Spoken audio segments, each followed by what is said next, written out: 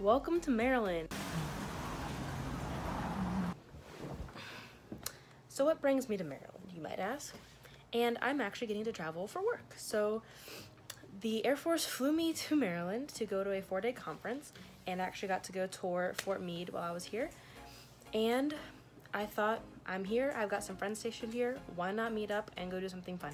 So we took a train to DC last night. So one of my friends was actually in the same building this week that I was in, and he normally doesn't work in this building.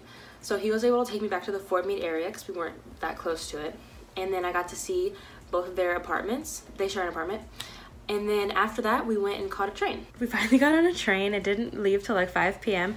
But then we got to DC and it pulled up right at Capitol Hill. So that was super cool. We saw that first. So I was really excited to see the Washington Monument. I've been to DC before. I went for our 8th grade field trip. I was super excited. I'm like, yes, I'll finally get to go up in it. I'll get to see it without construction and scaffolding and everything.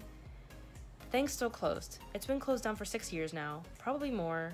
I don't know. So that was pretty disappointing. At least there was no scaffolding, so I at least got some like decent pictures of it. But I was pretty bummed that we couldn't actually go up. So after that, we went over to the reflection pond area and we saw this beautiful memorial. I wouldn't call it a memorial, this beautiful tribute to the states, I guess, and the territories. And there was this fountain with little pillars for each state and territory around it. It was very beautiful. And then after that, we went to the Korean Memorial, and that literally gave me chills. So that was really special. And then after that, we went and saw the Lincoln Memorial. That was the one thing that the guys wanted to go see. I had seen it before, and apparently that's like the hot spot in DC. There are so many people there. It was absolutely crazy. At this point, we had eaten, we stopped at a food truck, but we'd walked like 2 miles. We were really tired, so we're like, let's start to head back to the train station and catch the White House if it's close enough.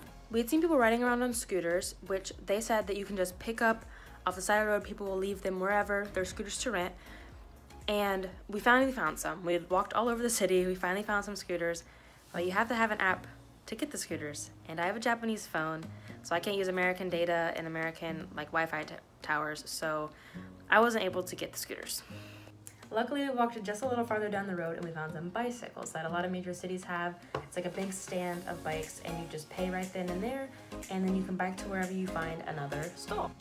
Thanks to the bikes, we were able to make it to the White House. And I've seen the White House before when I went on my last trip to DC, but we had seen it from like the backside across this big field of grass, and I thought it was much bigger in my head. So we get to the White House this time, and I didn't even think it was the White House because it was so much smaller than I remembered, but we were a lot closer. We were like 50, 100 yards away-ish, so it was actually really cool to see it up close. And then we decided, we have these bikes, we have like an hour and a half till our train ride, let's ride around downtown DC. And that was a lot of fun. We got to see a lot of the city. After we decided we had enough bike riding for the night, we biked back to the train station, got a quick snack at 10:30 p.m., and then got on our train and headed back to the Baltimore area. Overall, it was a really great time for such a spontaneous trip. It was really cheap, and I would really recommend the bikes if you ever go there. If you ever get a chance to go to DC, I highly recommend it. Even if you're just gonna stop at all the major monuments, it's still a lot of fun. Really cultural, historic city. Also, don't let one bad memory from a trip or a town ruin it for your entire life. I did not have a good time when I went to DC the first time, but it was so much better the second time. I think a lot of it has to do with it was a school field trip. We had to stay with our tour guide. We had to stay on our bus. We didn't get to go do what we wanted.